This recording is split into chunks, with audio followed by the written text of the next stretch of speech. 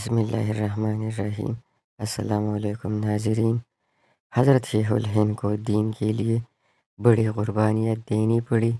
ان کے حالات زندگی میں لکھا ہے کہ جب ان کی وفات حکیم محمد اجمل کی کوٹھی پر ہوئی، غسل دینے والے نے دیکھا کہ ان کی پیٹھ پر زخموں کے بڑے بڑے نشان ہیں۔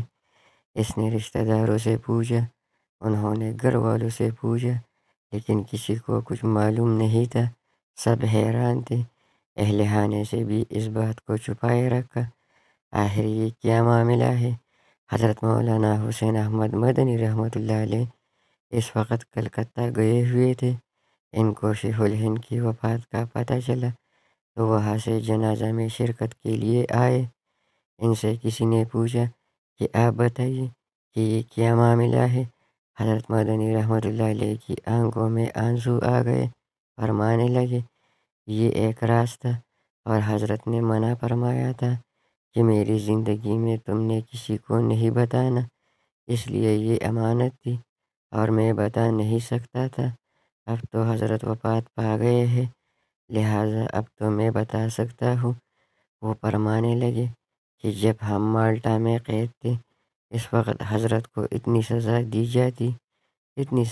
جاتی کہ جسم پر زخم ہو جاتے تھے، اور کئی مرتبہ ایسا ہوتا تھا کہ فرنگی انگارے بچھا دیتے اور حضرت کو اوپر لٹا دیتے تھے۔ جیل کے حکام کہتے کہ محمود، صرف اتنا کہہ دو کہ میں فرنگیوں کا مخالف نہیں ہوں، ہم تمہیں چھوڑ دیں گے، مگر حضرت فرماتے کہ نہیں، میں یہ الفاظ نہیں کہہ سکتا۔ وہ ان کو بہت زیادہ تکلیف دیتے تھے۔ حضرت جب اپنی جگہ پر رات کو سونے کے لیے آتے تو سو بھی نہیں سکتے، نیند نہ آنے کی وجہ سے تکلیف اور ادھر سے اذیتیں۔ ہم لوگ حضرت کی حالت دیکھ کر پریشان ہو جاتے۔ ہم نے ایک دن رہ کر کہا، حضرت، آخر امام محمد رحمۃ اللہ علیہ نے کتاب الحلیل لکھی ہے، لہٰذا کیا کوئی ایسا ہیلہ ہے کہ آپ ان کی سزا سے بچ جائے؟ حضرت نے فرمایا، نہیں۔ اگلے دن حضرت کو پھر سزا دی گئی۔ جب کئی دن متواتر یہ سزا ملتی رہی تو ایک دن ایک فرنگی کھڑا ہو کر کہنے لگا، تو یہ کیوں نہیں کہنا چاہتا کہ میں فرنگیوں کا مخالف نہیں ہوں؟ اس وقت حضرت نے فرمایا کہ میں اس لیے نہیں کہنا چاہتا کہ میں اللہ کے دفتر سے نام کٹوا کر تمہارے دفتر میں نام نہیں لکھوانا چاہتا۔ حضرت مدنی رحمۃ اللہ علیہ فرماتے ہیں کہ ایک دفعہ حضرت رحمۃ اللہ علیہ آئے تو ہم نے دیکھا کہ آپ کو اذیت ناک سزا دی گئی ہے۔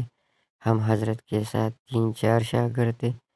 ہم نے مل کر عرض کیا، حضرت کچھ مہربانی فرمائے۔ آپ جب حضرت نے دیکھا کہ مل کر بات کی تو ان کے چہرے پر غصے کے آثار ظاہر ہوئے، فرمانے لگے، حسین احمد، تم مجھے کیا سمجھتے ہو؟ میں روحانی بیٹا ہوں حضرت بلال کا، میں روحانی بیٹا ہوں حضرت حبیب کا، میں روحانی بیٹا ہوں حضرت سمیہ رضی اللہ عنہا کا، میں روحانی بیٹا ہوں امام احمد بن حنبل کا، کہ جن کو اتنے کوڑے مارے گئے کہ اگر ہاتھی کو بھی مارے جاتے تو وہ بھی بلبلا اٹھتا۔ میں روحانی بیٹا ہوں مجدد الفسانی کا، کہ جن کو 2 سال کے لیے گوالیار کے قلعے میں قید رکھا گیا تھا۔ میں روحانی بیٹا ہوں شاہ ولی اللہ محدث دہلوی کا، جن کے ہاتھوں کو کلائی کے قریب سے توڑ کر بیکار بنا دیا گیا تھا۔ کیا میں ان فرنگیوں کے سامنے شکست تسلیم کر لوں؟ یہ میرے جسم سے جان تو نکال سکتے ہیں، مگر